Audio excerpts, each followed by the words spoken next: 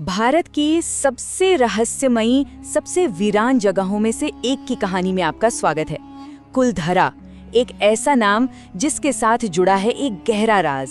सोचिए, ऐसा क्या हुआ होगा कि एक पूरा का पूरा गांव मतलब रातों रात गायब हो गया।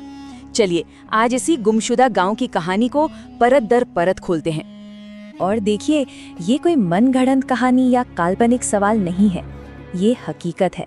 ये राजस्थान के थार रेगिस्तान में बसे कुलधरा गांव का वो असली रहस्य है जो आज भी लोगों को हैरान कर देता है। तो चलिए हम आपको ले चलते हैं कुलधरा, जिसे लोग भारत का गोस्ट विलेज यानी भूतिया गांव भी कहते हैं। 200 साल, जी हाँ, 200 से भी ज्यादा सालों से ये जगह वीरान पड़ी है और इसकी खामोशी में दबी है एक कहानी, गर्व की, स्वाभिमान की और एक ऐसे श्राप की जिसे आज तक कोई तोड़ नहीं पाया। तो ठीक है, शुरू करते हैं। सबसे पहले ये समझते हैं कि आखिर ये डरावना सा दिखने वाला गांव है कहाँ और ये इतना बदनाम या कहीं मशहूर क्यों है। तो ये जगह है राजस्थान के जैसलमेर शहर से लगभग 18 किलोमीटर दूर, मतलब थार रेगिस्तान के बिल्कुल बीचों बीच। आज जो यहाँ खंडहर दिखते हैं वो कभी एक बहुत ही खुशहाल और संपन्न समुदाय का घर हुआ करते थे। ये खंडहर आज भी उस दौर की खामोश गवाही देते हैं। लेकिन ये हमेशा से ऐसा वीरान नहीं था। इसके वीरान होने से पहले की कहानी तो और भी कमाल की है। उस जमाने में कुलधरा अपनी कारीगरी, अपनी बुद्धिमानी और समृद्धि के लिए एक अजूबा माना जाता था। देखिए, 13वीं सदी में पालीवाल ब्राह्मणों ने इस गांव को बसाया था और सदियों तक मतलब लगभग 500 सालों तक उन्होंने इस मुश्किल कठोर रेगिस्तान में सिर्फ गुजारा ही नहीं किया, बल्कि यहाँ रहकर उन्होंने खूब तरक्की की। एक पूरा स्वर्ण युग जिया उन्होंने।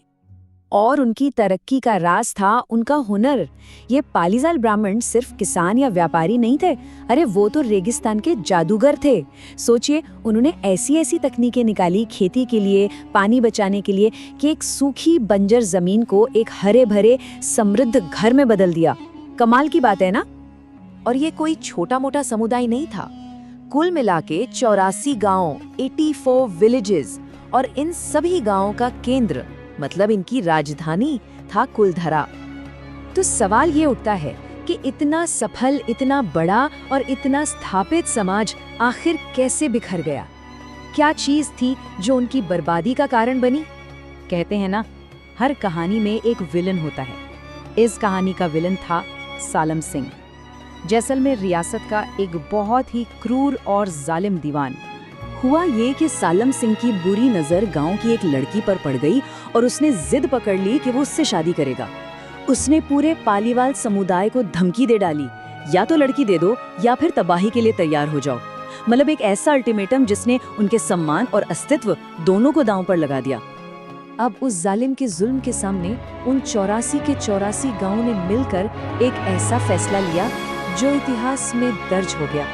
एक बहुत ही नाटकीय और हिम्मत भरा फैसला।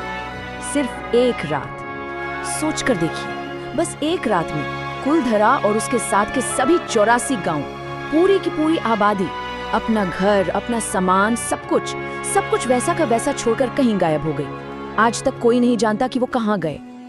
और वो बस गए ही नहीं, जाते जाते उन्होंने उस जमीन को एक श्राप भी दे दिया। एक ऐसा श्राप कि उनके बाद उस जगह पर फिर कभी कोई बस नहीं पाएगा, ताकि उनके घर हमेशा के लिए सिर्फ उन्हीं के रहें। तो चलिए अब देखते हैं कि उस श्राप का और उस गुमशुदा लोगों की कहानी का आज क्या हुआ है। क्या आज भी उसका असर महसूस होता है?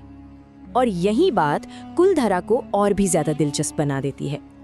आज इस गांव की ना एक दोहरी पहचान है। दिन के उजाले में तो ये एक टूरिस्ट स्पॉट है, एक ऐतिहासिक जगह जहां लोग घूमने आते हैं, लेकिन जैसे ही सूरज ढलता है, यही जगह रहस्यमयी कहानियों, अजीब आवाजों और पैरानॉर्मल लेजेंड्स का केंद्र बन जाती है। तो आज की स्थिति ये है कि इस गांव को आर्कियोलॉजिकल सर्वे ऑफ इंडिया यानी ASI और राजस्थान सरकार ने एक संरक्षित विरासत स्थल बना दिया है। मतलब ये इतिहास का एक ऐसा पल है जिसे समय में फ्रीज कर दिया गया हो। तो आखिर में ये सवाल तो रह ही जाता है, कुलधरा की असली ताकत क्या है? क्या वो कहानियां हैं जो इसके भूतों के बारे में कही जाती हैं, या फिर इसका वो गहरा इतिहास, या फिर एक पूरे समुदाय के अपने स्वाभिमान के लिए खड़े होने की वो कभी ना भुलाई जा सकने वाली कहानी